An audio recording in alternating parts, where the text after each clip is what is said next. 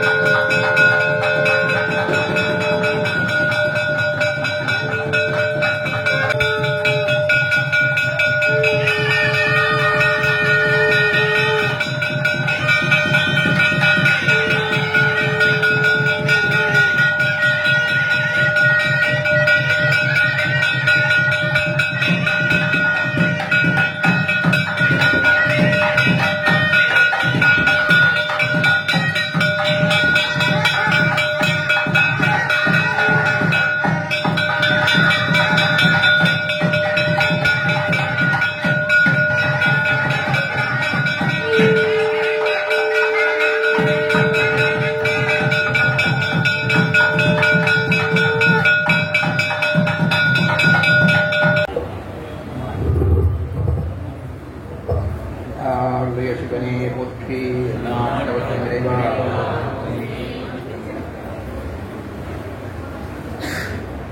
இப்பொழுதும் என் நெஞ்சில் நீங்காதான் தாழ்வுறுத்தி நம்மை அகத்து புறக்கும் ஆண்டு கொண்டருகின்ற பஞ்சாபிரதேசி மூர்த்திகளின் திருவிடிகளையும் சைவ சமயத்தார்க்கு குலதெய்வமாக வழங்குகின்ற மாதவ சுமையான திருவிழிகளையும் மனதிலே விழுந்து அவ்விருவரும் திருவிழிவாக எழுந்து நம்ம எல்லாம் ஆட்கொண்டிருக்கின்ற திருஷியாதீன குருமகாசனியானவருடைய திருவிடிகளை தானே வந்து என்னை தடையெடுத்து ஆட்கொண்டிருக்கிய குருநாதர் திருவிடிகளை மனதிலே விழுத்தி இங்கே கூடியுள்ள அன்பர்கள் அனைவருக்கும் அடியனுடைய பணிவான வணக்கங்களை கூறி இந்த சிறிய உரையை தொடங்குகின்றேன். நண்பர்களே, இன்று சைவ சமயத்தை சார்ந்தவர்களுக்கு ஒரு பொன்னாள். அது மட்டுமல்ல, இந்த விழாவிலே கலந்து கொள்ளக்கூடிய அனைத்து அடியார் பெருமக்களுக்கும் இது ஒரு நன்னாள். நம்முடைய சைவ சமயத்தின் முதல் குருநாதராக விளங்குகின்ற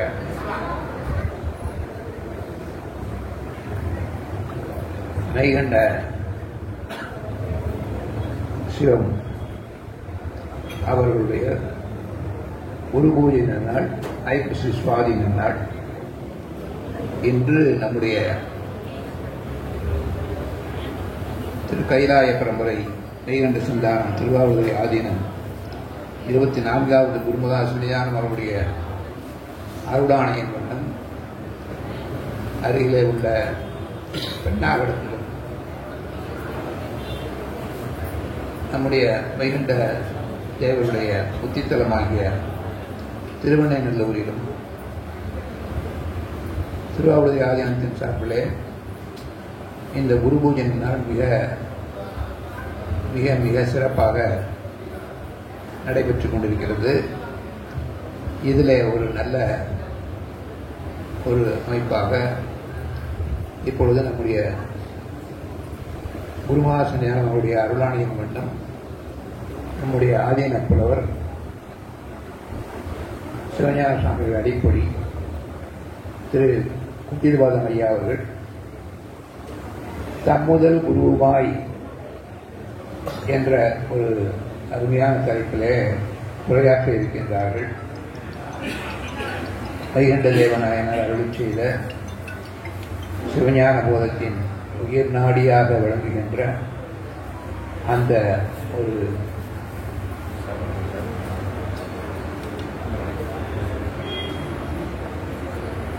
அருமையான ஒரு சொற்றொடர், தம் முதல் குருவுமாய் என்பது சிவஞான போதம் 8வது நூற்பாவிலே உள்ள அந்த தொடரை தலைப்பாக கொண்டு திரு குட்டில்வாதம் ஐயா அவர்கள் இப்பொழுது உரையாற்ற இருக்கின்றார்கள்.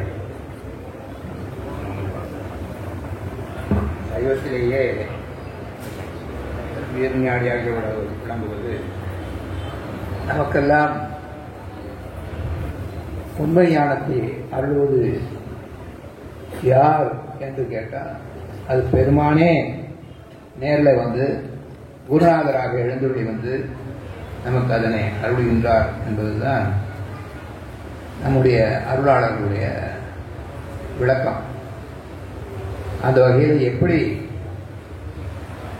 பெருமான் குருநாதராக எழுந்துள்ளி வருவான், யாருக்கு குருநாதராக எழுந்துள்ளி வருவான், அவர்கள் எப்படி குருநாதருடைய விளக்கத்தை எப்படி பெறுகின்றார்கள் என்பதை எல்லாம் தான் அந்த 8வது நூற்பாவிலே நாம் பார்த்து மகிழ்ந்திருக்கின்றோம். உங்களை பலரும் இதை பற்றி கேட்டிருக்கலாம். நம்முடைய திருவாவூர் ஆதீன சைவ சித்தாந்த நேர்முக பயிற்சி வகுப்பிலே கலந்து கொண்டவர்கள் அல்லது அந்த வகுப்பு தொடர்பான உரைகளை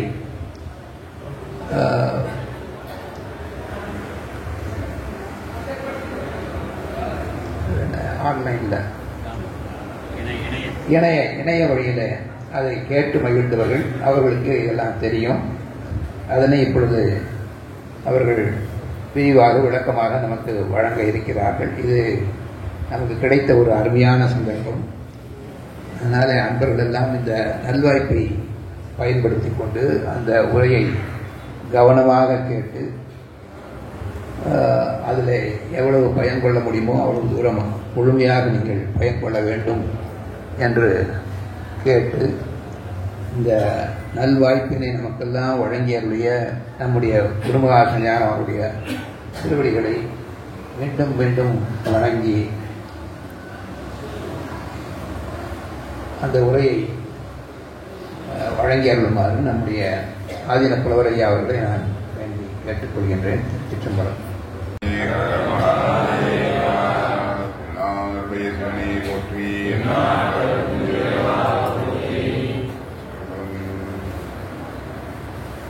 பண்டை மறை வந்தற்ற பசுந்தே ஞானம் பரிந்தொழுக சிவகந்தம் பறந்து நார கண்ட இருதய கமல முகைகள் எல்லாம் கண்டிரப்ப காதினி மேல் வந்த கருட்கதிரோன் பிண்டமரும் கொடி துடை தூள் வெண்ணெய் மேவு மெய்கண்ட தேவன் மிகுசைவநாதன் மிகுசைவநாதன் புண்டரிக மரத்தாட சிரத்தே வாழும் பொற்பாதம் எப்போதும் போற்றல் செய்வான்.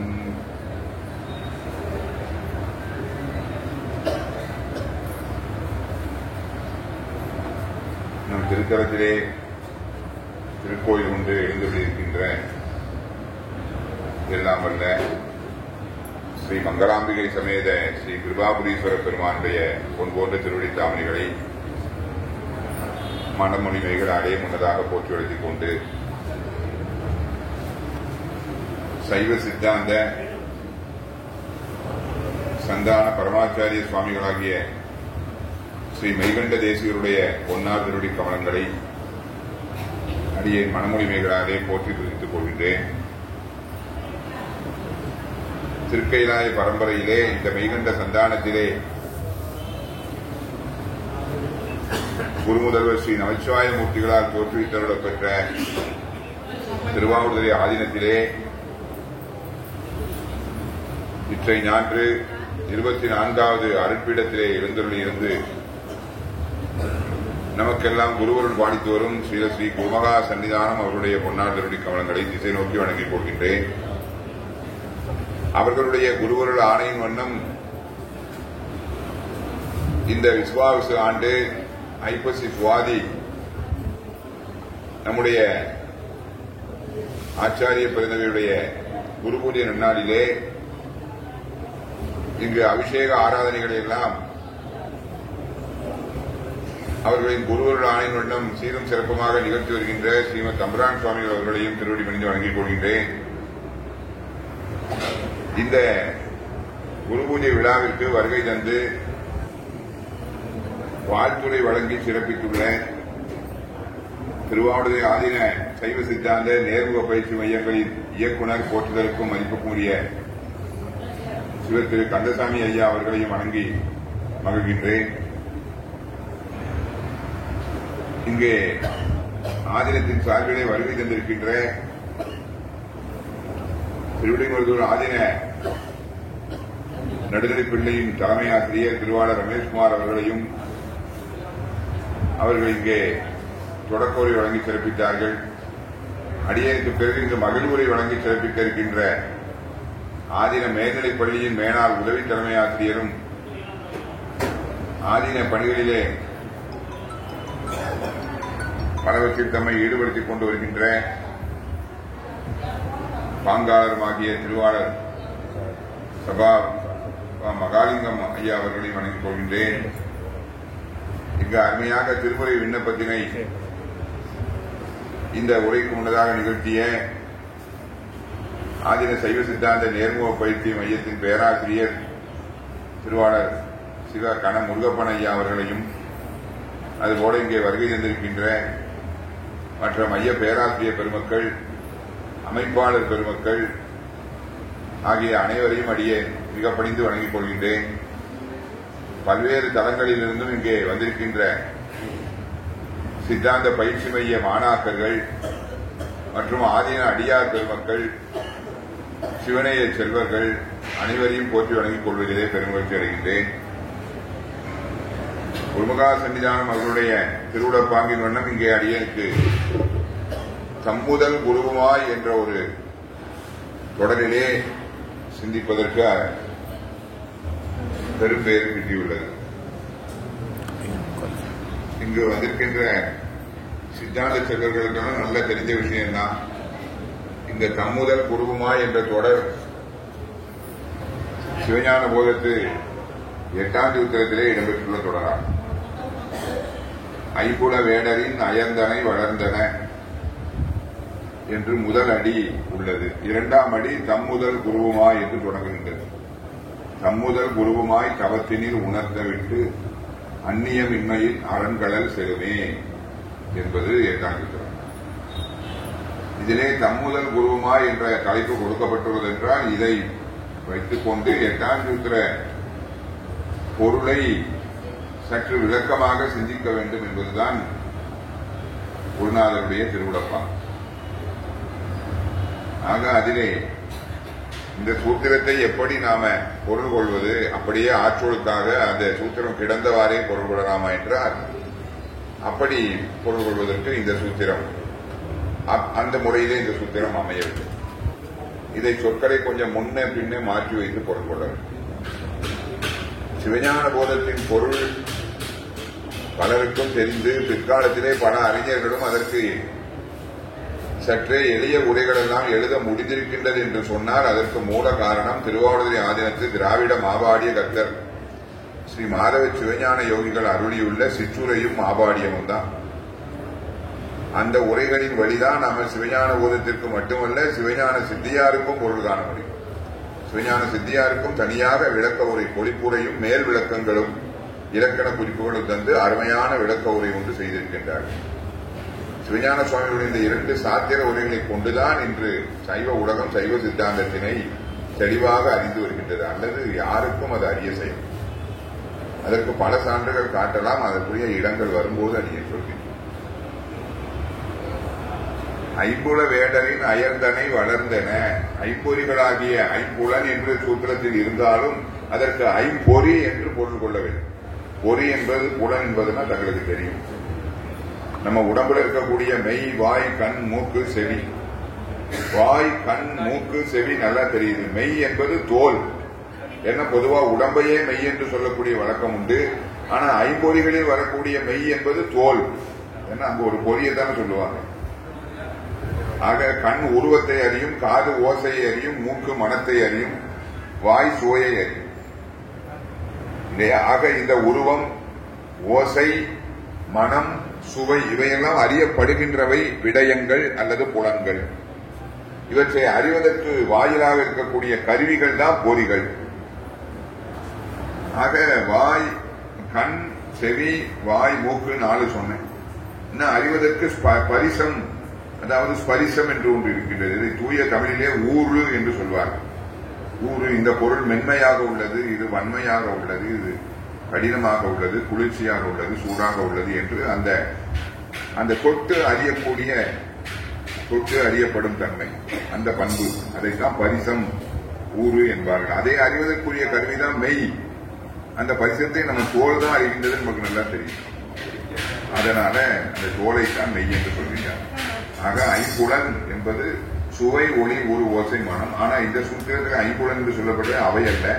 அதை நேர் பொருளாக கொள்ளாமல் ஆகுபெயர் பொருளாக கொண்டு ஐம்பொறிகள் என்று பொருள் கொள்ள வேண்டும். ஐம்பொறிகளாகிய வேடர்களோடு அயர்ந்தனை வளர்ந்து அயர்ந்தனை என்று அதை மாற்றி வைத்துக் கொள்ள வேண்டும். வளர்ந்து அயர்ந்து விட்டாய், அதாவது வளர்ந்து தளர்ந்து போய்விட்டாய். இன்னும் அயர்ந்தனை என்றால் அறியாம அவர்களோடு கூடி வளர்ந்ததனாலே நீ அறிய வேண்டிய விஷயத்தை அறியாமல் இருக்கின்றாய். இந்த பொறிகள் காட்டும் விடயங்களைத்தான் அறிந்து கொண்டிருக்கின்ற அறிய வேண்டிய பொருளை நீ அறியாமல் போய்விட்டாய் என்ற உபதேசம் தான் அங்கு குருநாதர் செய்கின்ற உபதேசம் தான் முதல் அடியில இருக்கு. ஐம்புல வேடரின் அயர்ந்தனை வளர்ந்து, ஐம்புல வேடரின் வளர்ந்து அயர்ந்தனை.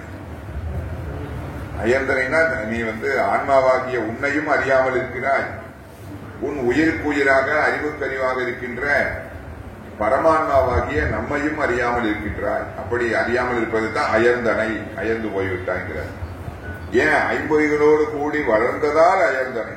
அதான் சிவஞான சுவாமிகள் ஈந்து புகழ் பெற்றான் அப்படின்னு ஒரு எடுத்துக்காட்டு காட்டுவார். ஈந்ததனால் புகழ் பெற்றான். நிறைய பேருக்கு கொடுத்து கொடுத்து அந்த தானம் பண்ணதனால புகழ் பெற்றான். அத மாதிரி ஐம்பொறிகளோடு கூடி அவையே சார்புன்னு கொண்டு வளர்ந்ததுனால ஆன்மா ஆன்மாவுக்கு தன்னையும் அறிய முடியல, தலைவனையும் அறிய முடியல.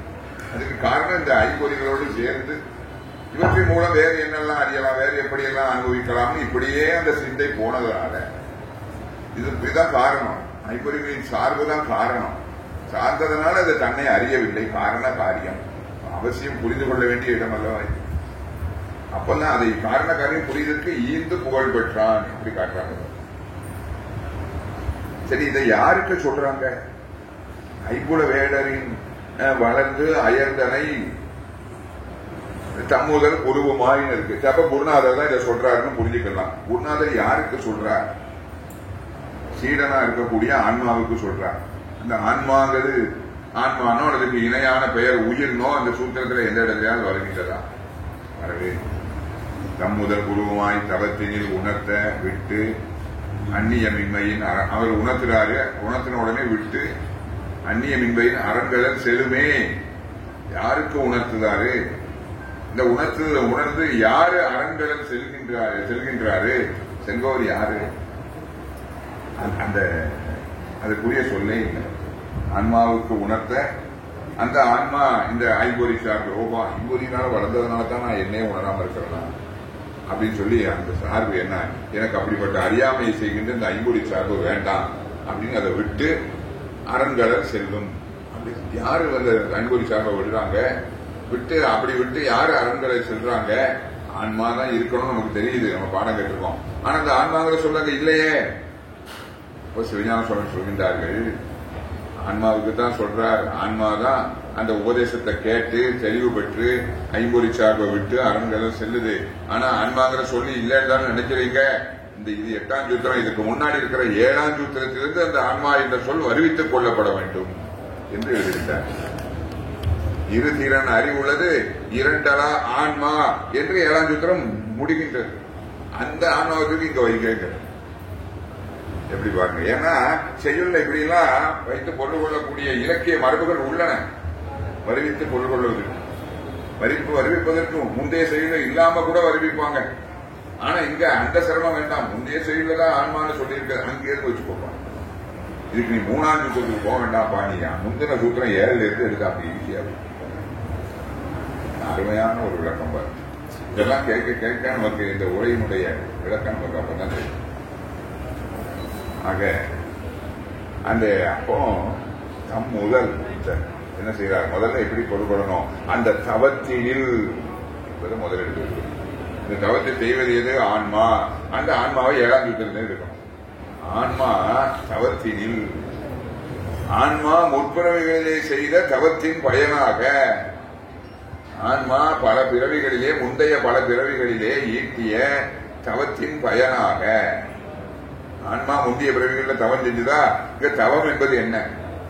தவம் என்பது வேத நெறி பின்பற்றக்கூடிய எல்லா சமயத்தாரும் பயன்படுத்தக்கூடிய ஒரு பொதுவான சொல் இல்லையா?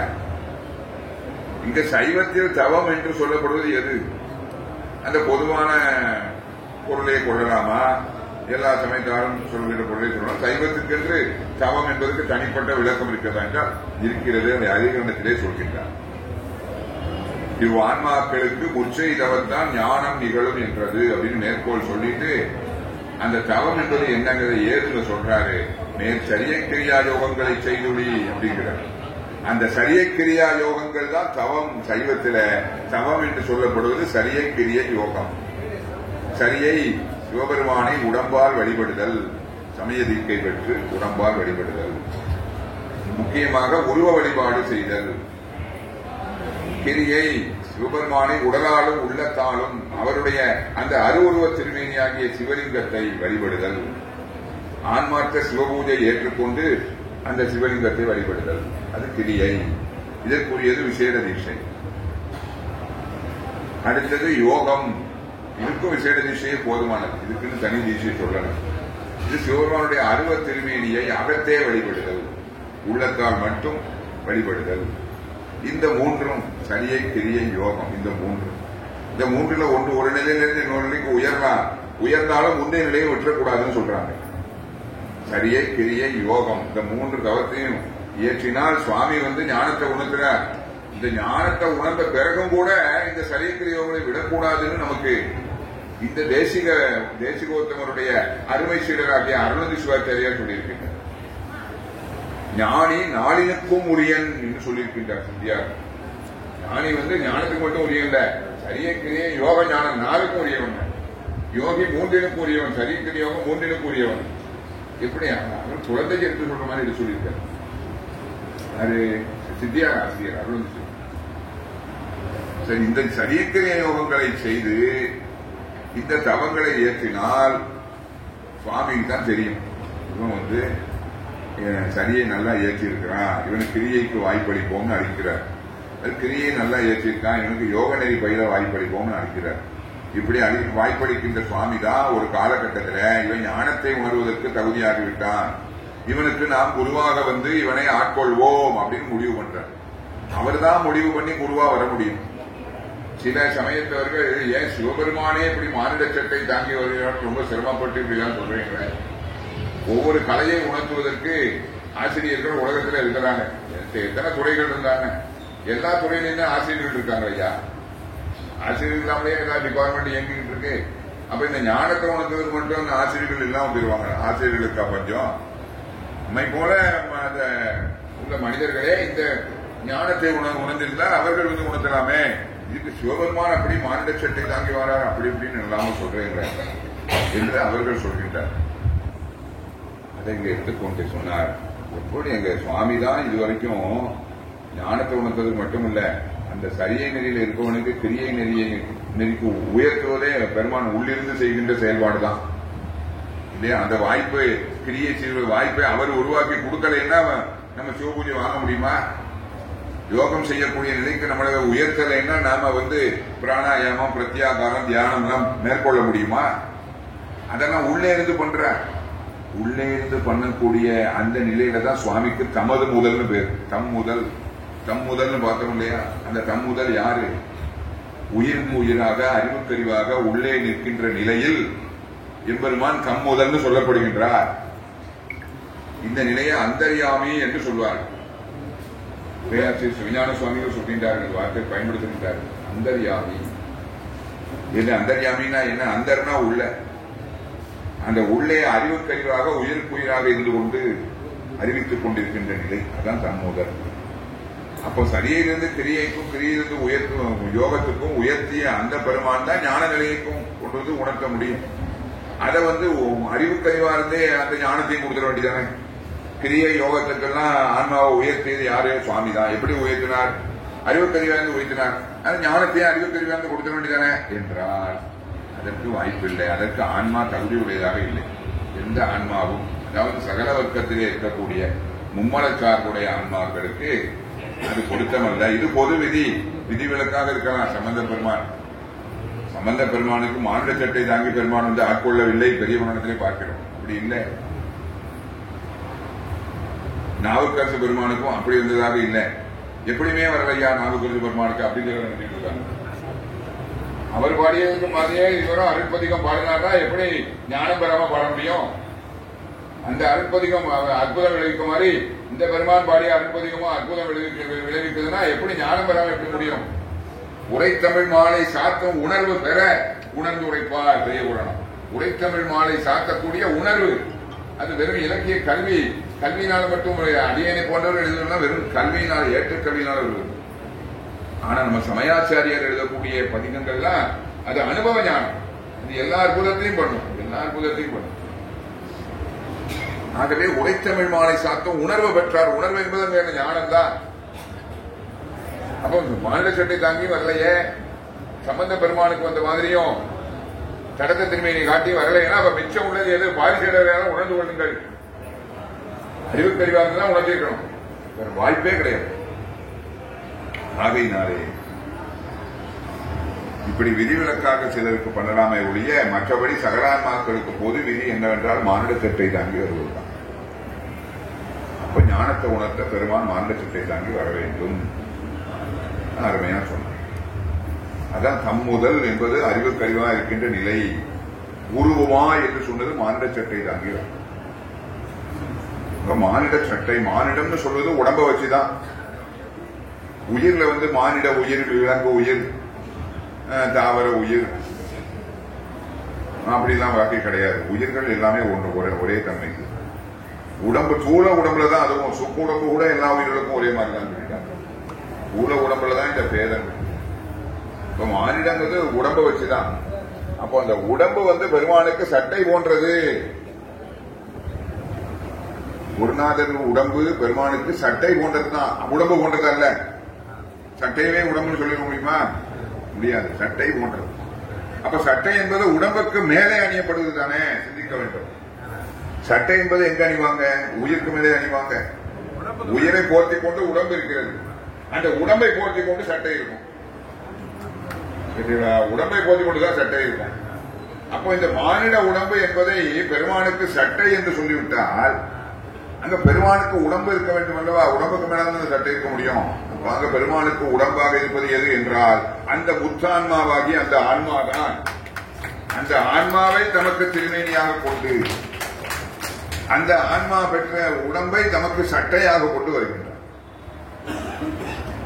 அதை புரிய வச்சுதான் மானிட சட்டை. எங்கேயாவது மானிட திருமேனி தாங்கி பெருமான் வந்தாருன்னு சொல்லுவாங்களா? சொல்ல மாட்டாங்க. மானிட சட்டை தானே இருக்காங்க. அதுதான் அந்த சுத்தான்ம சைதன்யமாக வருவார் என்று உரையாற்றி எழுதுகின்றார். ஏன்னா அவன் அந்நியமின்றி சைதன்ய சொரூபியாய். சில கலை சொற்கள் சிவஞான போதத்தில் மட்டும்தான் பார்க்க முடியும். அப்பதான் சொன்ன பாருங்க, மேல் சரியை கிரியாயங்களை செய்தொழி ஞானத்தை காட்டியது மோட்சத்தை கூடாகலாம். மோட்சங்கிற இது சொல்ல எங்கேயாவது நீங்க பார்க்க முடியுமா? நம்ம திருமுறைகள்லயோ மற்ற சாத்திரங்கள்லயோ புராணங்கள்ல கூட பார்க்க முடியாது. சில அரிய கலை சொற்களை நமக்கு நம்முடைய சந்தான முதற்கூறவர் தான் காட்டுகின்றார். அதே மாதிரி இந்த சைதன்யங்கிற சொல் எங்கேயுமே கிடைக்காது.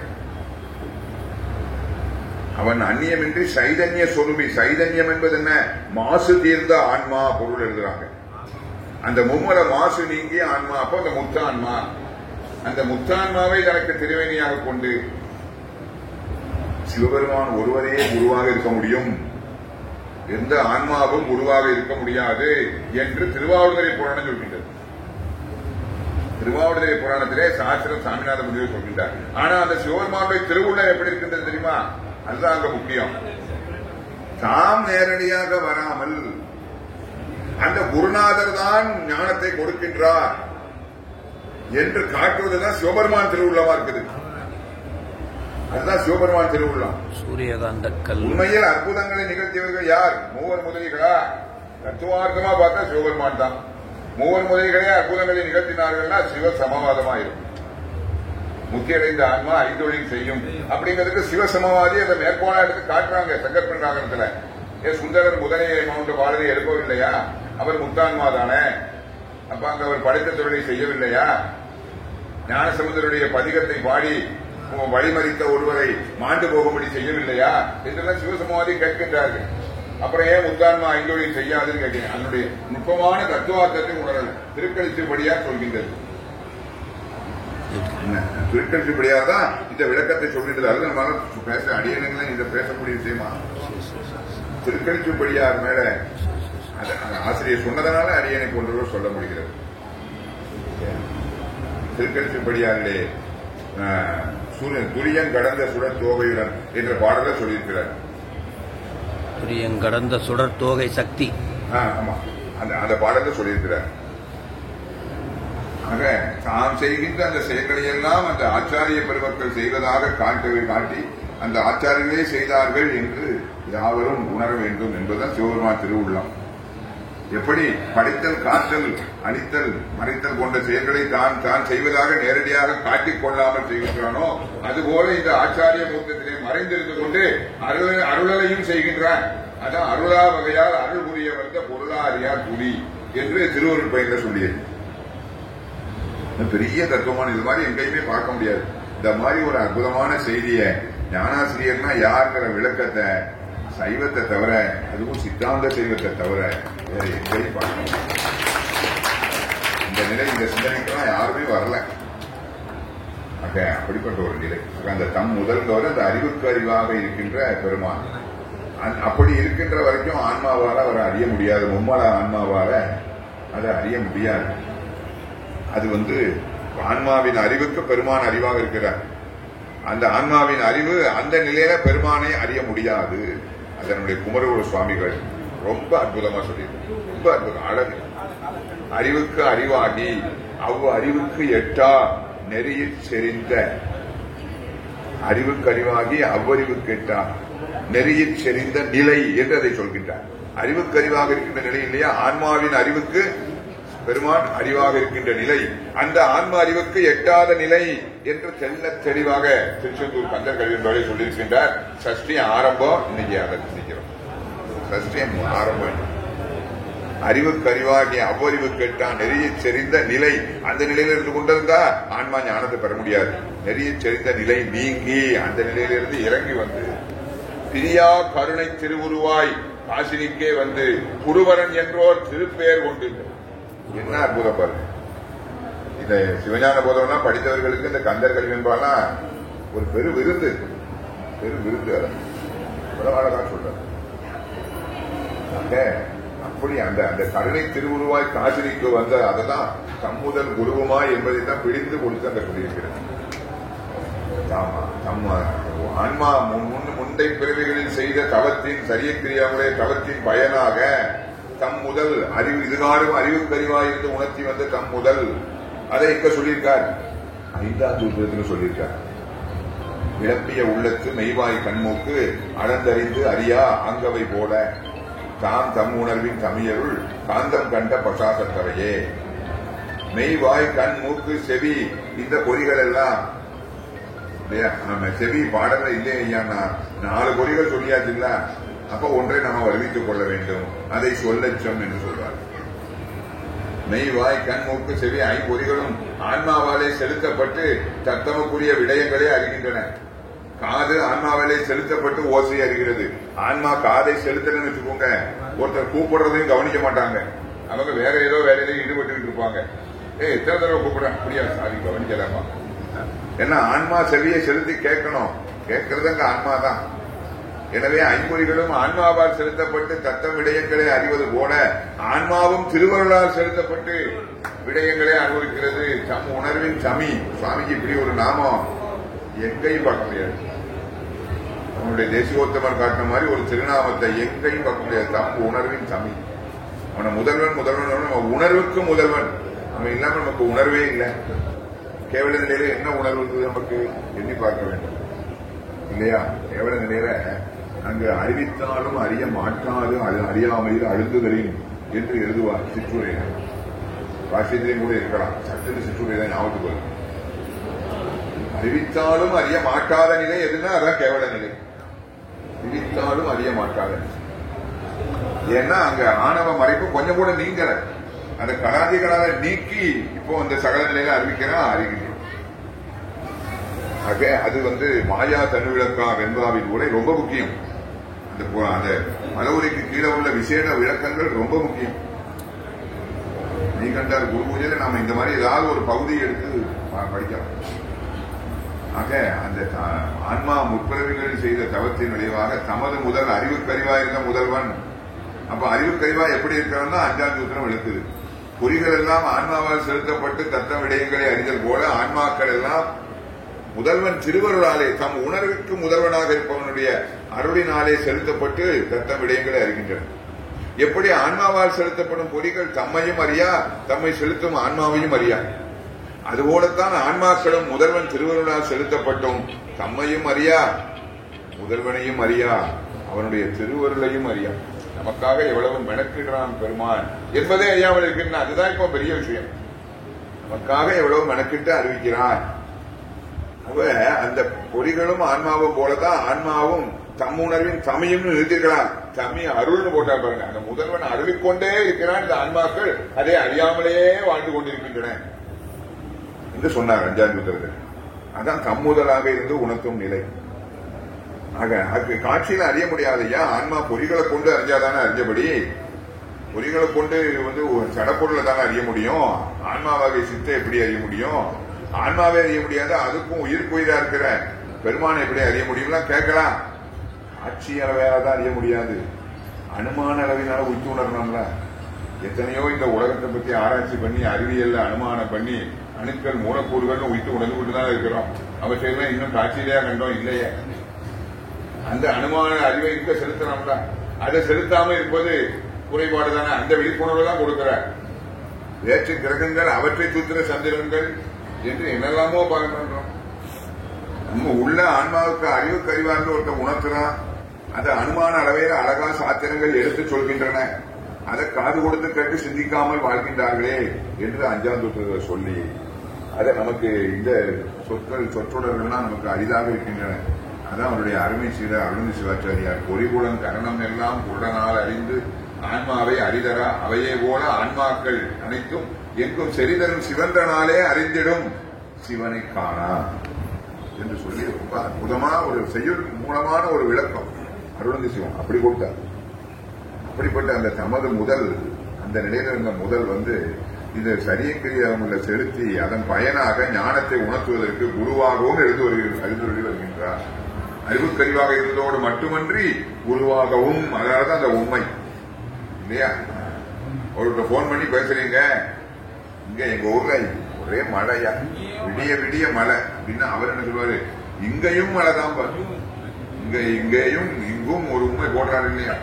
அப்ப என்ன, உங்க ஊர்ல மட்டும் அல்லாமல் எங்க ஊர்லயும் மழை. அது மாதிரி அறிவுக்கறிவாய் இருப்பதோடு மட்டும் அல்லாமல் குருவாகவும் எழுந்தொழி வருவான். குருவாக எழுந்தொழி என்ன சொல்ற, நீ ஆன்மாவாகிய உன்னையும் அறியல, தலைவனாகிய எம்மையும் அறியல. இதுக்கு காரணம் என்ன தெரியுமா, இந்த ஐம்பொறிகள் இவை முதலான தத்துவங்கள் தான். இவற்றின் மீது பற்று வைத்து இவை பிரபஞ்சத்தையே காட்டுகின்றன. நீ பிரபஞ்ச போகத்திலேயே முழு நாட்டத்தோடு இருந்து விட்டாய். உன் பெருந்தன்மை இப்படிப்பட்டதுன்னு அறிவிக்கிறார். அறிவிச்ச உடனே அந்த ஆன்மா அந்த அதிபக்குவ நிலையில் இருப்பதனால அந்த பொறிகள் உட்பட்ட தத்துவ கருவிகளை எல்லாம் விட்டு அது வரைக்கும் சுற்றமாக இருந்தது. இந்த பொறிகளை சுற்றமாக கொண்டதுனாலதான் உலகத்துல மற்ற சுற்றத்தாரலாம். ஏன்னா அவங்களெல்லாம் பொறிகள் மூலமா தானே அறியணும். அதனால முதல் சுற்றம் எதுன்னா அந்த பொறிகள் தான். அப்புறம் மற்ற தத்துவங்கள் 36 தத்துவங்கள். இந்த சுற்றத்தை எல்லாம் உடனே, ஏன்னா சுவாமி சும்மா அறிவிக்கல, சிவதீக்கை செய்து உரையினை வருவிக்கின்றார். தம்முதல் குருவாக சிவதீக்கை செய்து என்ன உணர்கிறார், நீ ஐம்பொறி வேடரை கூடி உன்னையும் எம்மையும் அறியாது வளர்ந்த அயர்ந்து போய்விட்டாய். மன்னவ குமாரனாகிய நீ உன்னை மன்னவ குமாரனும் அறியல, எம்மை மன்னவனும் அறியல. இந்த பொறிகளாகிய வேடர்களோடு கூடி நீ உன் பெருந்தன்மை அறியாமல் போய்விட்டாய். சிவதீக்கை செய்து உணர்கிறார். அப்ப அந்த ஞான தீட்சையில திருவடி தீட்சை உண்டு. அதான் இணையார் திருவடி என் தலைமையில் வைத்தலுமே துணையான சுற்றங்கள் அத்தனையும் தொடர்ந்தொழிந்தேன். சுற்றங்கள் இந்த ஐம்பொறி வேடர்கள் தான். ஆக அந்த 8ஆம் திருமுறை தான் இந்த 8ஆம் சூத்திரம். என்ன அற்புதம் பாருங்க. ஆக உணர்த்த விட்டு அந்த தத்துவச்சார்வை விட்டு தத்துவ சுத்தி அடைந்து ஆன்மா தன்னை உணர்ந்து அரண்கடல் செலுமே. என்னையா யாரு உணர்த்தினா, தம் முதல் அறிவுக்கறிவா இருக்கின்ற முதல்வன் உணர்த்துறான் இல்லையா. நான் உன் அறிவுக்கறிவாக இருக்கோம் பார்னு உணர்த்துறேன். இதுவரைக்கும் அறிவுக்கறிவா இருந்த நிலையை அறிய முடியாத நிலையா இருந்தது இல்லையா. கந்தர் கலிம்பா சொன்ன மாதிரி எப்போ இவர் குருநாதரா எழுதி வந்துட்டாரோ அப்போ இவர் காட்டுறார், அறிவுக்கறிவாக நாம் இருக்கிறோம் பார் என்று காட்டுகின்றார். குருவரன் என்றோ திருப்பெயர் கொண்டு சொல்லி தொடர்ந்து விளக்கி அப்புறம் என்ன சொல்றாரு, தானறிய மெஞ்ஞான கண்காட்டி சொல்றாரு இல்லையா. அந்த மெஞ்ஞான கண்ணாகிறது சுவாமி உள்ள இருந்து உணர்த்துவத இவர் முன்னால குருவா காட்டுறார். இப்படி கருணை கண் திருவருளானது கருணை கண்ணாக இருந்து உனக்கு காட்டிக் கொண்டிருக்கிறது. நீ பொறிகளை வேடர்கள் சொல்றீங்களே, இந்த பொறிகள் இல்லாம நான் அறிய முடியாது. நான் பொறிகள் உனக்கு நேரடியாக அறிவிக்கல. இந்த பொறிகள் மூலமாக நான் என்னுடைய அருள் தான் கண்ணாக இருந்து காட்டியது. இந்த அருளாகிய கண்ணை பார், இந்த கருணையாகிய கண்ணை பார்னு காட்டுறார். அப்படி காட்டதுக்கு தான் அவர் குருவாவே வந்தார். கண்ணுதலான் தன் கருணை கண் காட்ட வந்த இது வந்ததுக்கு காரணமே அதுதான். கண்ணுதலான் தன் கருணை கண் காட்ட வந்த இது. ஏன் திருப்பரந்துரைக்கு வந்தாரு, தன்னுடைய கருணை கண்ணை காட்டதான் வந்தார். உள்ள இருந்து நான் அறிவிக்கிறேன் பாருன்னு காட்டுறேன். இவ்வளவு ரூபா நான் தான் உள்ள இருந்து அறிவிச்சோம் அப்படின்னு காட்டின உடனே ஆகா இப்ப இந்த அருள் ஒன்றுதான் நமக்கு சார்பு. இந்த அருள் சார்பை நேரடியாக பெற்றுவிட்டால் அந்த தத்துவ சார்பு தேவையில்லை அப்படின்னு சொல்லி தத்துவங்கள் பற்றி விடுகின்றது. விட்டு அரண்களல் செருமே. திடீர்னு அரண்னு சொல்றாரு. குருவா வந்தவர் யாரு, தம் முதல் தம் அறிவுக்கறிவா இருக்கின்ற பெருமான். அவர் தானையா அரண் அப்படின்னா தம்முதல் ஏற்கனவே சொல்லியாச்சுல்ல. அப்போ அந்த தம்முதலின் கடலில் செருமைன்னு தான் சொல்லணும். அந்த தம்முதலின் முதல்ல என்ன வார்த்தை சொல்லணும் அதைத்தான் ஃபாலோ பண்ணணும். முதல்ல ஒரு பேரும் அப்புறம் ஒரு பேரும் சொன்னா அது வேற இவர் வேறையோன்னு அந்த இலக்கிய மரபு மாறுபடும். அந்த இடத்துல சிவஞான சுவாமி சொல்றாங்க, அரண் என்பது அங்கு வாழா சுட்டு பெயர். அந்த தம்முதல் என்றுதான் அதுக்கு பொருள்படும். எந்த தம்முதல் உணர்த்தினானோ அந்த தம்முதலின் கடலை அடையும். இப்படி இந்த இரண்டாவது தடவை சொல்லும் போது அந்த சுட்டை பயன்படுத்திக் கொள்ள வேண்டும். அந்த அம்முதல் ஒழுக்கம் விழுப்பம் தரலான் ஒழுக்கம் உயிரினு ஓமப்படும். 2 தடவை ஒழுக்கம்ங்கிறார். இப்ப பரிமையோட சொல்வார், ஒழுக்கம் விழுப்பம் தரலான் அவ்வொழுக்கம் உயிரினு ஓமப்படும். அந்த ஒழுக்கம் ஒரு சுட்டு வருவிச்சுக்கோங்க. இதெல்லாம் சில இலக்கிய மரபுகள். இந்த மாதிரி அந்த தம்முதலாகிய அரணுடைய திருவடியை அடையும். அந்நியமின்மையின் அடையும் அப்படின்னு சொன்னார். ஏன் அங்க அந்நியமின்மைன்னு சொன்னாரு? அதுக்கு சொல்றது காரணம் என்ன? அற்புதமான விளக்கம். அதுக்கு பொருள் விளங்குறதுக்கு அடியனுக்கு ரொம்ப கஷ்டமா இருந்தது சூத்திரத்திலிருந்து நேரடியா. ஆனா சுவாமி எழுதி அதை ஒரு சிரிப்பை உண்டாக்கி இருந்த மாதிரி இடங்கள். ஒருவருடைய கச்சேரியை கேட்டீங்கன்னா ஒவ்வொரு இடங்கள்ல அப்படி உச்சஸ்தாயி போகும்போது சங்கதிகள் போடும்போது சிரிப்பு உண்டாகும். இடையிடையே தான் அதெல்லாம் நடக்கும். ஆனா சுவாமிகளுடைய உரையில மட்டும் தொட்ட இடமெல்லாம் சிரிப்பு தான். அப்படி ஒரு படைப்பை எங்கேயும் நம்ம பார்க்க முடியாது. ஆனா என்னன்னா அந்த ஆச்சாரிய சாஸ்திரத்தை முன்னிறுத்தி இந்த சிரிப்பை தருவது உனக்கு இந்த சாஸ்திரம் தாயான்னு காட்டுற. நான் இல்லை, இந்த சாஸ்திரம் தான். இந்த சாஸ்திரத்தின் மூலம் நமக்கு அந்த சிரிப்பை காட்டுகிறார் உரையாசிரியாக இருந்து கொண்டு. அப்ப என்ன சொல்றாருன்னா, இந்த பொறிகள் முதலிய தத்துவங்களை எல்லாம் விட்ட உடனே அந்த குருநாதருடைய அந்த சிவபெருமானுடைய குருநாதரா வந்திருக்கிற சிவபெருமான் திருவடியை எப்படி பொருந்த முடியுது? 2 உடன் நிகழ்ச்சி. தத்துவ சார்பை வான்மா விடுகிறது, விட்ட மாத்திரத்திலே முதல்வனின் திருவடியை பொருந்துகிறது இல்லையா? அப்போ அதை விட்ட மாத்திரத்திலே பொருந்துவதற்கு அந்த திருவடி எப்படி இருக்கணும்? இந்த ஆன்மாவோடு அந்நியம் இல்லாமல் இருந்தால்தான் இந்த தத்துவ சார்பை விட்ட மாத்திரத்தில் அந்த திருவடியை பொருந்த முடியும். ஆகவே இந்த கருவிகளை விட்ட உடனே பொருந்துவதற்கு வாய்ப்பாக அந்த திருவடி ஏற்கனவே அந்நியம் இல்லாமல் இருக்குது அப்படிங்கிறத உணர்த்துவதற்கு தான் அந்நியம் இன்மையின் அரண்கள் செல்லுமே என்று சொல்லி அங்கு விளக்கம் தருகின்றார்கள் என்று சிவஞான சுவாமி. ஆக இப்படிப்பட்ட ஒரு அருமையான விளக்கம். சரி, ஏன் இதுல ஆன்மாவை மன்னவ குமாரன்னு சொன்னார்? அந்த வார்த்தைகள்லாம் நேரடியா இல்லை. ஐம்பொறிகளை வேடன்னு சொல்லியிருக்கிறார். இதை வச்சுக்கிட்டு சிவபெருமானை மன்னவனாகவும் ஆன்மாவை மன்னவ குமாரனாகவும் நாம உருவகம் செய்து கொள்ள வேண்டும். அப்படித்தான் ஆசிரியர் நம்முடைய பரமாச்சாரியர் மெய்கண்டார் போதித்திருக்கின்றார். அந்த போதனையை கேட்ட அருள்நிதி சிவம் அந்த முற்று உருவகம் வைத்து அவர் 8ஆம் சூத்திரம் பாடியிருக்கின்றார். மன்னவன் தன் மகன் வேடரிடத்தே தங்கி. மன்னவன் தன் மகன் சொல்லியாச்சு. அப்ப மன்னவன் சிவபெருமான், அவன் மகனாகிய ஆன்மா இளவரசன் இல்லையா? வேடரிடத்தே தங்கி. இது ஒரு கதையா சொல்லி இத மாதிரிதான் சிவபெருமான் ஆன்மா வேட ஐம்பொறிகள், சிவபெருமான் மன்னவன் மாதிரி, ஆன்மா மன்னவ குமாரன் மாதிரி, ஐம்பொறிகள் வேடர் மாதிரி என்று சொல்கின்றார். சித்தியாக இது விளக்கமா இருக்கு.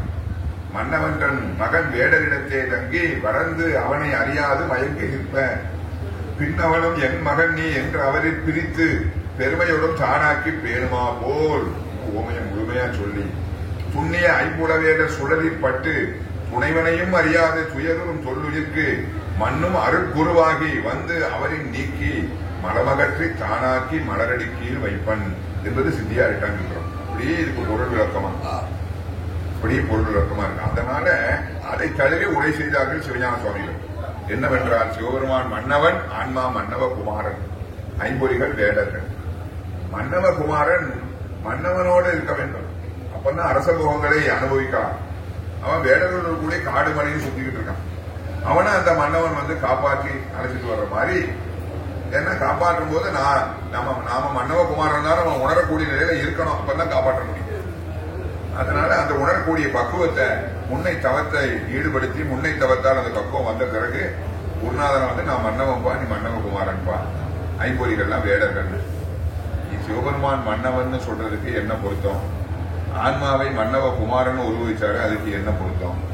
ஐம்பொறிகளை வேடர்கள் சொன்னாரு, அதுக்கு என்ன பொருத்தம் இருக்கு? இதை உரையில விளக்குறதுனா நமக்கு என்ன அதில் உள்ள பொருத்தம் நாமாவே உணர்ந்து கொள்ள முடியாது.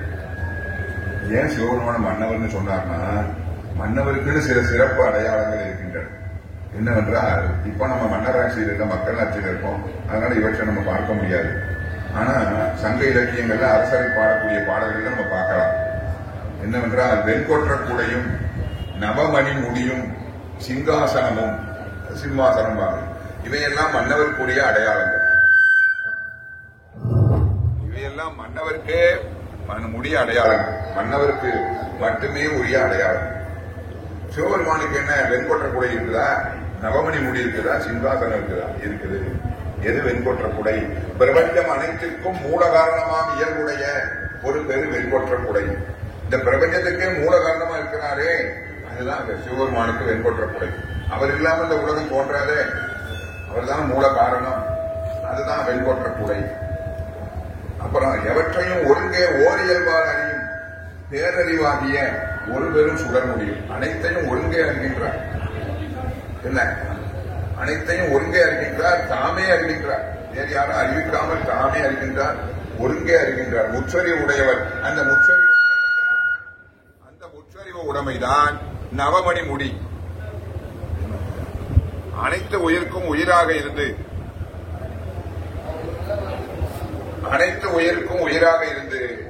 அந்தந்த உயிர்களை செலுத்துகின்றார். இந்த பேரியல்புதான் சிம்மாசனம் என்று தம் உரையிலே சொல்கின்றார்.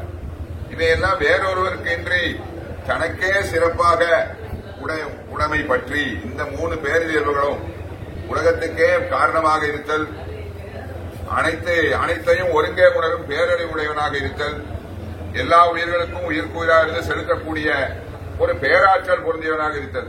இப்படி இருப்பதனால்தான் பசுக்களை மறைத்துள்ள பாசங்களை அவனால் அரிக்க முடிகின்றது. பசுக்களை பற்றியுள்ள பாசத்தை அரித்தலான் அரண் என்னும் திருநாமம் உடைய பெருமான். அதனாலதான் அவனை மன்னவன் சொன்னார்.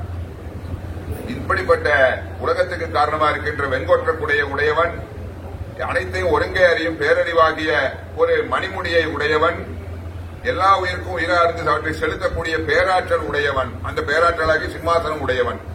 இப்படிப்பட்ட வெண்கொற்ற குடையும் நவமணி முடியும் சிங்காசனமும் இருப்பதனால் அவன் மன்னவன். சிவபெருமான் மன்னவன் சரிதான்.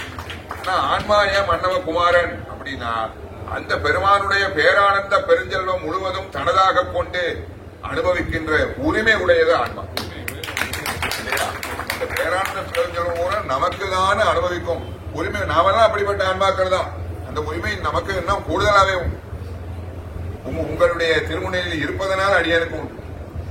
ஆக அப்படிப்பட்ட பேரானந்த பெருஞ்செல்வம் முழுவதும் அனுபவிக்கும் சுதந்திரமும் சித்து என்னும் சாதி ஒருமையும் உடையதால் ஆன்மாவை மன்னவ குமாரனாகவும், அதனாலதான் ஆன்மாவை மன்னவ குமாரன். இந்த ஐம்பொறிகளை ஐயா வேடர்கள் சொன்னாங்க. அதாவது சங்க இலக்கியங்கள்ல இந்த பாலை திணைன்னு ஒரு திணையை பார்க்கலாம். அதுல என்னன்னா, அந்த காலத்துல தலைவன் தலைவியை பிரிந்து பொருள் ஈட்டுவதற்கான நெடுந்தூரம் போவான். நடந்து போற மாதிரி தான் அப்ப உள்ள கால சூழ்நிலை. இந்த மாதிரி போக்குவரத்து வாகன வசதி எல்லாம் கிடையாது. அப்ப வழியில இந்த மாதிரி பாலை நிலத்தெல்லாம் கடந்து செல்லலாம். அப்ப என்னன்னா, அந்த வேடர்கள் அவர்கள் விலங்குகளை வேட்டையாடுவது மட்டுமன்றி இப்படி வழி செல்பவர்களுடைய செல்வத்தை பறிக்கின்ற ஒரு செயலையும் செய்வார்கள் என்று நாம சங்க இலக்கியங்கள்ல பார்க்கின்றோம். ஆக வழி செல்பவருடைய செல்வத்தை அவர்கள் பறித்துக் கொள்வார்கள். ஆறு அழைத்தல். ஆறுன்னா வழி. இந்த வழியில செல்பவனை துன்புறுத்தி அவன்கிட்ட இருக்கிற உடமையை பறித்துக் கொள்வார்கள். அத மாதிரி இந்த ஐம்பொறிகள் என்ன செய்கின்றன என்றால், ஒரு சிவநெறி மார்க்கத்தில் போய்கின்ற ஆன்மாவை இந்த ஐம்பொறிகள் இடைமறித்து வேற்று வழியிலே திருப்பி செல்வத்தை கொள்ளடிக்கிறாங்களா? இவங்க என்ன செல்வத்தை கொள்ளடிக்கிறாங்கன்னா, அவர்கள் பொருள் செல்வத்தை கொள்ளடிக்கிறார்கள் வேடர்கள். இந்த ஐம்பொறிகள் ஆன்மாவினுடைய அறிவு பெருஞ்செல்வம் முழுவதையும் ஆரணைத்துக் கொண்டு அறிவு பெருஞ்செல்வம்ங்கிறார். ஏன்னா இதுக்கு முன்னாடி சொல்லும்போது சொன்னார்ல, அந்த சிவானந்தம் முழுவதும் தனதாக கொண்டு அனுபவிக்கும் உரிமை உடையது ஆன்மா. நாங்கள்ல அந்த சிவானந்தத்தை எதை வைத்து அனுபவிக்கிறது? இந்த அறிவை வைத்தான் அனுபவிக்கிறது. ஒருவர் நிறைய பெரிய வீடு கட்டியிருக்கிறார், கார் வாங்கியிருக்கிறார், நகை நட்டு வாங்கியிருக்காருன்னா எதை வச்சு வாங்கினார்? பணத்தை வச்சுதானே வாங்கினார். பணம் தானே அதுக்கு மூலதனம். அது மாதிரி சிவானந்தத்தை அனுபவிப்பதற்கு ஆன்மாவுடைய அறிவுதான மூலதனம் இல்லையா? அங்க பணம் எப்படி பொருளை வாங்குறதுக்கு அந்த பணம்ங்கிற செல்வம் வேணுமோ, அதே மாதிரி சிவானந்தம்ங்கிற அனுபவத்தை பெறுவதற்கு அறிவுங்கிற செல்வம் வேணும். அந்த அறிவு பெருஞ்செல்வத்தை ஆரழைத்து வழிபறித்துக் கொள்கின்றார்கள் ஐம்பொறிகள். எப்படி ஐம்பொறிகளின் செயலை நமக்கு இவ்வளவு புரியும்படியாக காட்டிய ஆசிரியரை அடியேன் பார்த்தது நம்ம ஆதிரத்து சிவஞான சுவாமிகள் உரையின் மூலம் சிவஞான போகத்துக்குள்ள இருக்கு, நமக்கு புலப்படும்படி இல்லை, உரையிலே அதை வெளிப்படுத்தி காட்டுகின்றார். ஐம்புல வேடர் சிவஞான போகத்துல உள்ளதுதான். வேடர்னா அவங்க செய்யும் செயல் என்ன? நான் முதல்ல படிக்கும் போது நினைச்சேன் இந்த வேடர்களோட சேர்ந்து இளவரசனும் ஏதோ வேட்டையாடிக்கிட்டு இருக்கான் போலுக்கு விளக்குகளை, நீ போய் அவங்க கூட வேட்டையாடுறதா, நீ அரண்மனைக்கு வாடா எல்லாம் அனுபவிச்சானு இவர் கூட்டிட்டு வர போலன்னு அந்த அளவு தான் நினைச்சேன். ஆசிரியருக்கு சிற்றுடைய பாடமா கேட்டு அவங்க விளக்கம் போதெல்லாம் இதெல்லாம் அடியனுக்கு ஆசிரியர் சொல்லிய விளக்கங்கள் தான், வேற எதையும் நானா கண்டுபிடிச்சு ஒண்ணுமே சொல்லல. அதை சொல்லும் போது அறிவு பெருஞ்செல்வம் எப்படி அந்த வேடர்கள் தங்களுக்கு சொன்ன மாதிரி அந்த வேடர்கள் அப்படி வழிப்பறி செய்கின்றார்களோ பொருட்செல்வத்தை, அறிவு பெருஞ்செல்வத்தை. அந்த வேடர்கள்னு ஒரு அளவுக்கு சொன்னாலும் அந்த வேடர்களை விட இவர்கள் கொடியவர்களா இருக்கிறார்கள். என்னன்னா அவன் பொருட்செல்வத்தை உள்ளடிக்கிறான், இவன் அறிவு பெருஞ்செல்வத்தை கொள்ளையடிக்கிறான். அறிவு கொள்ளையடிக்கப்படும் போது என்ன ஆகுதுன்னா பொருட்செல்வத்தை கொள்ளையடிப்பது ஆகா நமக்கு இழப்பு ஏற்படுகிறது என்பது நன்றாக புரிகிறது. ஏன் செல்வத்தை அவன் புடுங்கிட்டான் ஐயா அப்படின்னு சொல்லி ஓன்னு அழுவேன். என் பொருள் செல்வத்தை நான் யாராவது புடுங்கிட்டு போயிட்டான்னா, போன் வச்சிருக்கிறேன், ஏதாவது பையில கொஞ்சம் பணம் வச்சிருக்கேன், இதை யாராவது புடுங்கிட்டு போயிட்டாங்கன்னா ஓன்னு அழுவேன். ஏன்னா எனக்கு இழப்பு ஏற்படுதுன்னு புரியுது, கத்துவேன். ஆனா இந்த ஐம்பொறிகள் அறிவு பெருஞ்செல்வத்தை அபகரிக்கின்றார்கள் என்று சொல்லும்போது என்ன செய்யணும், மகிழ்கின்றன அதுக்கு. ஏன்னா அறிவெல்லாம் அவன் அபகரிக்கிறான். அப்ப என்னன்னா அறிவின் நிலையம் மாறி போயிருக்கு. அந்த வேடர்கள் அறிவை அபகரிக்கல, பொருளை தான் அபகரிச்சாங்க. இது அறிவை அபகரிக்கும் போது என்ன ஆகுதுன்னா அறிவே அபகரிக்கப்படுறவங்க கூட தெரியாம ஆனந்தமாக நினைத்துக் கொள்கின்றது. இதுதான் இன்பம் அப்படிங்க நினைக்கிற அளவுக்கு அந்த அறிவை மாற்றி விடுகின்றன. அதுதான் அறிவு செல்வத்தை கொள்ளையடித்தல். கொள்ளையடித்தது என்ன அப்படின்னா ஆன்மாவின் அறிவை தம்வசம் வைத்துக் கொள்கின்றன இந்த ஐம்பொறிகள். எப்படின்னா இந்த அறிவு ஐம்பொறிகள் மூலமா சேர்ந்து அனுபவிப்பதற்கு தான் இந்த அறிவு பெற்றதன் பயனே அதுதான் அப்படிங்கிற ஒரு கொள்கையை ஆன்மாவிடம் ஏற்படுத்தி விடுகின்றன. அதுதான் அறிவை தம்வசமாக்கி பாத்தீங்களா, அதுதான் அறிவை சூறையாடுதல் என்பது. இந்த கொள்ளையடித்தல் இங்க ஆரணைத்தல் சொன்னாங்க. இதை சூறையாடுதல் அதுக்குரிய வார்த்தை தானே. புள்ளுவர் ஐவர் கல்வர் குணத்திடை புகுந்து நின்று துள்ளுவர் சூறை கொள்வர். இப்படி இந்த வார்த்தைய எப்படி சுவாமிகள் வழிப்பறி கொள்வதற்கு ஏற்றபடி சூறை கொள்வர் திருநாவுக்கரசு நாயனார் அவர்கள் 4ஆம் திருமுறையிலே பாடியுள்ளார்கள். உள்ளுடை இவர்கள் தம்மை முக்கணான் பாத நீழல் உள்ளிடை மறைந்து நின்று அங்கு உணர்வினால் எய்தலாமே. இப்படி சூரிய கொள்றான்னு தெரிஞ்சு போச்சு. அப்ப அவன் இருந்து எப்படி நம்மளை காப்பாற்றிக்கிறது? சிவபெருமான் திருவடி நிலையிலே இருந்து இவர்களிடமிருந்து நான் தப்பித்துக் கொள்ளலாம் என்று சொல்கின்றார். திருவடி நிலையில் இருத்தல் என்பது அவர் திருவடியை சிந்திப்பதுதான். அவர் திருவடியை சிந்திக்கும் போது அவர் திருவடி நிலையில நாம இருக்கிறோம். அப்ப இந்த பொறிகளுக்கு நாம வசப்பட மாட்டோம். ஆக இதனாலதான் அறிவு பெருஞ்செல்வம் முழுவதையும் ஆடலைத்துக் கொண்டு சிறுமை உறுத்துதலும் விதி விளக்குகளை இறப்பித்து இழிதொழிலில் நிற்பித்தலும் ஆகிய செயலை செய்வதால் ஐம்பொறிகள் வேடர்களாக உருவகம் செய்யப்பட்டன. ஆக இதையெல்லாம் தம் முதல் அறிவுக்கறிவாயிருக்கின்ற முதல்வன் குருவாக உணர்த்துகிறான். உணர்த்தின உடனே அந்த பொறிகள் சார்பை விடுகின்றன இல்லையா. சாதாரணமா நம்ம பொறிகளின் சார்பை விட்டா நமக்கு கொஞ்ச நஞ்ச சிற்றறிவும் போய் முழு அறியாமை தான் வரும், கேவல நிலை ஒத்த நிலை தான் வரும். ஆனா எங்க குருநாதருடைய அருள் தாரகமா இருக்குது. இந்த கண்ணுதலான் தன் கருணை கண்ணை காட்டிட்டான் இல்லையா. அதனால இந்த பொறிகளின் சார்பை விட்ட உடனே தனக்கு அந்நியம் இல்லாம தான் அந்த திருவடி இருக்குது, அந்த திருவடியை அது பொருந்தும், அந்த திருவடி இன்பத்தை நுகரும் என்று சொல்லி தம்முதல் குருவுமாய் என்ற தலைப்பிலே அடியனுடைய இந்த எளிய கருத்துக்களை முன்வைத்து இந்த அழகிலே அடியன்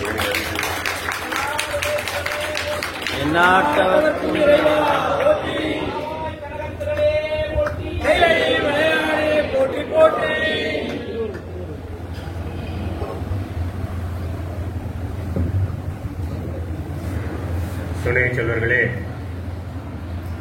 இதுகாரும் நாம் சைவ சித்தாந்தத்தினுடைய அந்த சாரமான கருத்துக்களை ஐயாவின் மூலமாக நாமெல்லாம் உணரும் ஒரு வாய்ப்பினை பெற்றோம். இன்று முதுகுன்றை அன்று வேர்த்து வீர்க்கு என்றும் இன்பமே நினைப்பவர் மனம் கோயிலாய் கொண்ட பெருமான திருவடிகளை போற்றி வணங்கி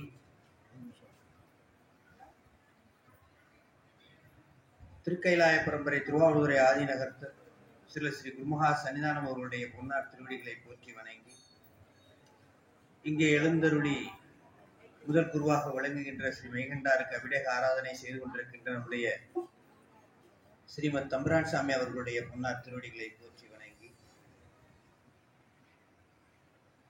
இன்று அற்புதமாக வாழ்த்துறை வழங்கிய நம்முடைய ஆதீனத்தினுடைய சைவ சித்தாந்த நேர்முக பயிற்சி மையங்களுடைய இயக்குநராக விளங்குகின்ற ஐயா அவர்களுடைய திருவடிகளை போற்றி வணங்கி, இன்று வரவேற்புரை வழங்கிய தலைமை ஆசிரியர், மகிழ்வுரை வழங்க இருக்கின்ற நம்முடைய மகாலிங்கம் ஐயா, புலவர் ஐயா அவர்கள் மற்றும் ஐம்புல வேடரின் அயர்ந்தனை வளர்ந்தன என்று அற்புதமாக, வேடர் என்றால் தன்னுடைய அறிவு செல்வங்களை சூறையாடுகின்ற வேடர் என்ற அற்புதமான மாவாடியத்துடைய கருத்தை நிலைநாட்டி, தம்முதல் என்றால் அறிவுக்கு அறிவு, சாமி சோதியுள் சோதியாய் நிற்கின்ற அற்புதமான கருத்தையும் மாவாடியத்தினுடைய கருத்தையும் நிலைநாட்டி, குருவுமாய் தவத்தினில் உணர்த்த விட்டு என்ற அற்புதமாக உணர்த்த விட்டு, அந்நியம் இன்மையின் அரண்கழற் செழுமே என்று முன்னம் தம்முதல் குருவுமா என்று சொல்லி அரண்கழல் என்று இங்கே சொல்வதற்கு, அரண் என்றால் 4 இலக்கணங்களை சொல்லி மன்னனாக வந்தான் என்பதை அற்புதமாக சொல்லி, மன்னர் குமாரனாக ஆன்மா இருக்கிறது என்ற அரிய கருத்துக்களை மாவாடியத்திலிருந்து நிலைநாட்டி, அற்புதமான இன்றைய ஒரு செவிக்கு ஆழ்ந்த கருத்துக்களை நமக்கு ஆன்மாவிற்கு சொல்லி நிறைவேற்றுகிறார். அவர்களுடைய திருவடிகளை போற்றி, எழுந்தருளிருக்கின்ற அடியார் பெருமக்கள் அத்தனை திருவடிகளையும் போற்றி, நான் ஒரே ஒரு சின்ன கருத்து சொல்லிட்டு நிறைவு பண்ணுகிறேன். திருமந்திரத்திலே ஒரு சின்ன அற்புதமான கருத்து, சூரியகாந்த கல்லும் சூழ்வஞ்சும் போல, சூரியகாந்தக்கல் சூழ்வஞ்சை சுடா, சூரியன் முன் சூரியகாந்தக்கல் சூரியன் முன் சுட்டிடுமா போல, ஆரியன் முன் தோன்ற அருமலமே. திருமந்திரத்தில உபதேச பகுதியில 5வது பாடல், அற்புதமான பாடல். ஒரு கேள்வி நமக்குள்ளே ஐயா சொன்னாரு, சிவபெருமான் சோதியுள் சோதியாய் அறிவினுள் அறிவாய் நிற்கிறான். அப்படி இருக்கும்போது எனக்கு காய்ச்சல் வரலாமா, நோய் வரலாமா? எல்லாம் வருது. எனக்கு அறியாமை வரலாமா? வருது. சாமி எனக்குள்ளே இருக்கும் பொழுது அறியாமை எனக்கு வரலாமா? வரக்கூடாது. இவை பொழுதும் என்னெஞ்சில் நீங்காதான் தாழும் வருது. என்ன காரணம்? அற்புதமா இந்த பாட்டுல சொல்றாரு. சூரியகாந்த கல்லில பஞ்ச சுத்தி வச்சா, சூரியன் முன்னாடி வச்சா, சூரியனுடைய வெப்பத்தை வாங்கி அந்த பஞ்சை சுட்டிடுமா போல, எனக்குள் இருக்கும் அறியாமை என்ற ஆணவத்தை சுட்டிடும் என்று சொல்றார். ஆனா இப்ப எனக்குள்ள சாமி இருக்கிறாரே, ஏன் சுடவில்லை என்ற ஒரு கேள்வி. ஆனா சூரியகாந்த கல்லும் சூழ் பஞ்சும், அந்த பஞ்சு சுடாம இருப்பதற்கு காரணம் என்னவென்றால், சுற்றிய அந்த கல்லிலே பஞ்சை சுற்றி விட்டு பீரோக்குள்ள வச்சு பூட்டி வச்சா சுடுமா? சுட. அதை தூக்கி வெயில்ல வச்சா மட்டும்தான், சூரியன் சன்னதி முன் வைத்தால் மட்டும்தான் அது சுட்டிடுமா? அதுபோல சாமி எனக்குள்ளே இருந்தாலும், திருவருள் எனக்குள்ளே இருந்தாலும், என்னுள்ளே ஆணவம் இருந்தாலும், ஆணவத்தினுடைய வெளிப்பாடு முன்னே நிற்கும் போது, சூரியன் சன்னதி போல் நிற்க வேண்டிய திருவருள் நிற்காமல் மறைந்திருக்கிறது, பீரோக்குள்ள வச்சிருக்கு. அப்ப யாரு என்னுடைய திருவருளை வெளிக்கொண்டு வந்து காட்டுகிறார்கள் என்றால், எனக்குள்ளே திருவருள் மறைந்திருக்கிறது என்பதை காட்டுகிறார்கள் என்றால், தம்முதல் குருவுமாய் விளங்குகின்ற அந்த வேடனிடம் என்னை மீட்டு, இப்பா உனக்குள்ளே திருவருள் மறைந்திருக்கிறது, அந்த திருவருளை சுட்டி காட்டி எனக்குள்ளே இருக்கிற அருள் பிரகாசமாக விளங்குகின்ற சிவப்பிரகாசமாக விளங்குகின்ற அந்த திருவருளை எனக்கு காட்டி நிற்கின்றார். அது வெளிப்படும் பொழுது ஏற்கனவே இருக்கின்ற ஆணவ பஞ்சு, அறியாமை என்ற பஞ்சு சுட்டரிக்கப்படுகிறது. அதைத்தான் சூரியன் சன்னதி முன் சுடுமா போல ஆரியனாக விளங்குகின்ற, ஆசானாக விளங்குகின்ற, ஞான ஆசிரியனாக விளங்குகின்ற ஆரியன் முன் தோன்ற என்னுடைய ஆணவம், என்னுடைய அறியாமை என்ற பஞ்சு சுட்டரிக்கப்படும். அப்பொழுது நானும் சிவமும் ஏக போகம் என்று சொல்லி அற்புதமான இந்த கருத்தோடு குருநாதருடைய இயல்பை, குருநாதர் வந்துதான் எனக்குள்ளே இருக்கிற திருவருளை வெளிப்படுத்துகிறார்.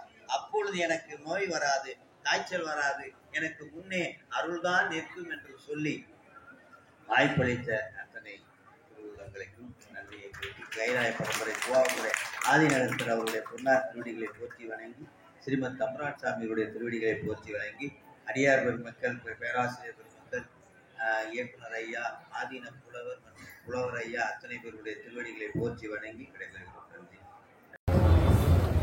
ஐந்து கரத்தனை ஆணை முகத்தனை இன்றின் இளம்பினை போலும் எயிற்றனை நன்றி மகந்தனை ஞான கொடுந்தினை குந்தியில் வைத்தறி போற்றுகின்றேனே. எல்லாம் வல்ல பரம்பொருளை தியானித்து இந்த அருமையான இந்த விழாவிலே இந்த நிகழ்வுக்கு வருகிறக்கூடிய அனைவரையும் இருகரம் கூப்பி வணங்கி மகிழ்கிறேன். திருக்கைலாய பரம்பரை மிகுந்த சந்தானம் ஸ்ரீ குருமாசன்னாருடைய பொன்னார் திருவடி கமலங்களையும் செய்து வணங்குகிறேன். நம்முடைய சைவ சமயம் மேலான சமயம். அந்த சமயத்தை பற்றி நாம் அறிந்து கொள்ள வேண்டும் என்று சொன்னால் நமக்கு நால்வர் பெருமக்கள் அருளி செய்த சித்தாந்த நூல்களையும் சாஸ்திர நூல்களையும் திருமுறைகளையும் நாம் அறிய வேண்டும். சமயக்குறவர்கள் நால்வரும் நமக்கு திருமுறைகளை அருளி செய்திருக்கிறார்கள். 12 திருமுறைகள் இருக்கின்றன. அதுபோல சந்தானாச்சாரியர்களாகிய நம்முடைய குருமார்கள் 14 சாஸ்திர நூல்களை அறிஞர். அந்த 14 சாஸ்திர நூல்களிலே தலையாயது அப்படி என்று சொன்னால் அது சிவஞான போதம். அந்த 14 சாஸ்திரங்களிலே தலையாகிய அந்த சிவஞான போதத்தில் உள்ள சூத்திரங்களிலே தலையாயது எது என்று சொன்னால் இன்றைக்கு ஐயா அவர்கள் எடுத்துக்கொண்ட அந்த 8ஆம் சூத்திரம் என்று சொன்னார். அருமையான ஒரு தலைப்பு, தம்முதல் குருவுமாய் என்ற தலைப்பிலே நம்ம எல்லாம் அந்த 1 மணி நேரம் போனதே தெரியல, ரொம்ப விளக்கமாக ரொம்ப தெளிவாக எடுத்து சொன்னார்கள். இது போல நாம சொல்லக்கூடியவர்கள் இன்றைக்கு குறைந்து வருகிறார்கள். நம்முடைய ஆதீனம்தான் ஆங்காங்கே மையங்களை அமைத்து தகுதியான பேராசிரியர்களை கொண்டு வகுப்புகளை நடத்தி வருகிறார்கள். சித்தாந்த வகுப்பு என்பதோடு அல்லாம அதிலே சித்தாந்தத்திலே உயர் வகுப்பு என்ற ஒரு வகுப்பையும் அங்கங்கே நடத்தி வருகிறார்கள். அதனுடைய இயக்குநராக இருக்கக்கூடிய நம்முடைய ஐயா அவர்கள் வந்திருக்கிறார்கள். அவர்கள் அருமையாக நமக்கு வாழ்த்துரை வழங்கினார்கள். அவர்கள் தான் சொன்னார்கள், இந்த 8வது சூத்திரம் இருக்கிறது அது உயர்ந்த சூத்திரம் என்று நமக்கு. இந்த ஆன்மா உயிருக்கு உயிராக இருக்கிற இறைவனை அறிய வேண்டும் என்று சொன்னால் அவன் அருளாலே அவன்தான் வணங்க வேண்டும் என்பதை நமக்கு சொன்னார். தவம்னா என்ன அப்படிங்கிறதுக்கு ஐயா அவர்கள் சொன்னார்கள். தவம்னா சரிய கிரிய யோகம் என்ற அந்த படிநிலையில இருப்பதுதான் தவம் என்று சொன்னார். இப்ப சரியையிலிருந்து நம்ம கிரியை போகணும்னா அதுக்கும் பெருமானுடைய அருள் தான் வேண்டும். ஒவ்வொரு நிலைக்கும் நாம முன்னேற வேண்டும்னா அதுக்கு பெருமான் அருள் தான் வேண்டும். இப்படியாக அந்த பாடலுடைய கருத்தை நாம் அப்படியே இன்றைக்கு மேல நம்ம நேர்முகமா இந்த இதுல பார்க்கிறது போல, ஒரு திரைப்படத்துல பார்க்கறது போல நமக்கு ரொம்ப தெளிவாக பல்வேறு உதாரணங்களை எல்லாம் நமக்கு எடுத்துக்காட்டி நம்ம அற்புதமாக விளக்கினார்கள். இந்த நிகழ்வுகளுடைய வரவேற்புறாக நம்முடைய ஆதீன நடுநிலைப்பள்ளியுடைய தலைமை ஆசிரியர்கள் சிறப்பான முறையிலே அந்த வரவேற்புகளை சொல்லுகிற போது பெருமான் உள்ளிருந்து நமக்கு உணர்த்தி நமக்கு எல்லாவற்றையும் செய்கிறான் என்பதை நமக்கு அவர்கள் தெரிவித்தினார்கள். உடையான அருமையான நிகழ்வுகளே ஐயா அவர்களுடைய வாழ்த்துறையும் கேட்டோம். திருமந்திர பாடலிருந்து அருமையான ஒரு பாடலை அழைத்தினார்கள். இந்த நிகழ்வுக்கு வருகை தந்திருக்கக்கூடிய அத்தனை விநாயகர் செல்வருடைய திருவடிக்கும் வணங்கி நிறைவு செய்கிறேன். தெரிவிக்கிறோம்.